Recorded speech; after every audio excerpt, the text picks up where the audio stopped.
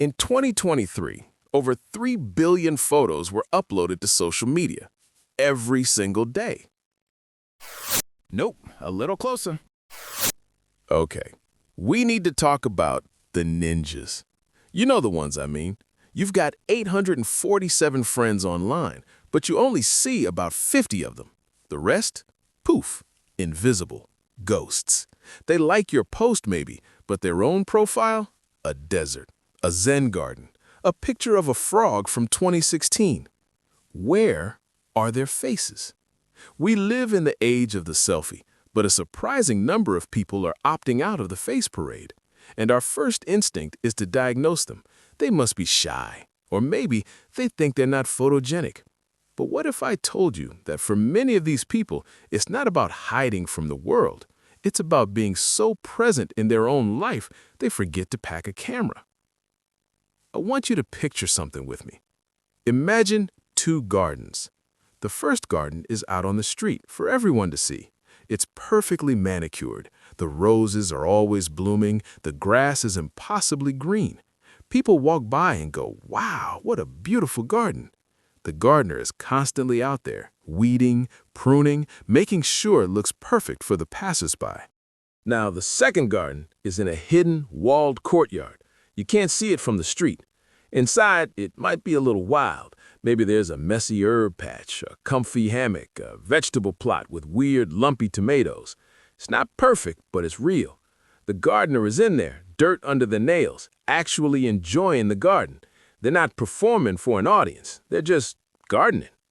The people who don't post their photos, a lot of them are the second gardener. Their life isn't a public exhibit. It's a private sanctuary. And the reasons are fascinating. First up, the currency of me. Social media often runs on a barter system.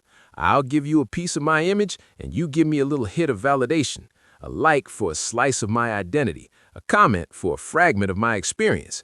Non-posters have stepped off that trading floor. They've realized something. Their own sense of self is the most valuable currency they have, and they're not spending it on small digital transactions. They're not against compliments. They just don't need them as fuel to feel okay. Their engine runs on a different kind of fuel, internal approval. It's like they've built their own power grid, and they're no longer reliant on the shaky public utility of other people's opinions. Second, the noise-canceling bubble. Let's be real. The online world can be loud. It's a 24/7 town square of opinions, updates, performances, and hot takes. For some people, that's energizing. For others, it's exhausting. Choosing not to put your face out there is like putting up a do not disturb sign on your psyche. It's a way to filter out a massive amount of background noise, both the noise you'd receive and the mental noise of creating content. They're choosing a quieter internal life. They've traded the pressure of how do I look for the peace of here I am, just being. It's less about being unseen and more about creating a space where they can actually hear themselves think. Third, the freedom to be a glorious mess. When your life isn't a carefully curated gallery, you have the freedom to be unfinished, to be a work in progress without the pressure of publishing your drafts. Think about learning to skateboard. If you're documenting the whole journey, you feel pressure every time you film. Do I look silly? Am I improving fast enough? But if no one's watching, you can fall 50 times, laugh at yourself, get back up, and the only thing that matters is the thrill of finally landing the trick. The joy is pure. It's not diluted by the performance. Non-posters often have this space, a laboratory of life where they can experiment, fail, change their mind, grow in weird directions, all without an audience's commentary. Their growth happens in real time, not in highlight reels. Fourth, the power of the unedited version. In a world of filters and flawless angles, there is a rebellious power in being the unedited version of yourself. Not posting your photo can be a silent protest against the constant pressure to perform, to polish, to perfect. It says, my value isn't in my pixels, it's in my person.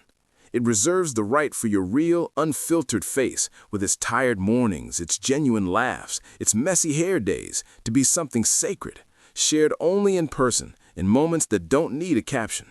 It keeps something human, tender, and real off the marketplace. Finally, it's about presence. This might be the biggest one. The person not taking a photo of their breathtaking hike is the one actually feeling the wind on their skin, completely immersed in the view. The person not filming the concert is the one lost in the music, feeling the bass in their chest. By not being the director of their own documentary, they get to be the full-time star of their lived experience.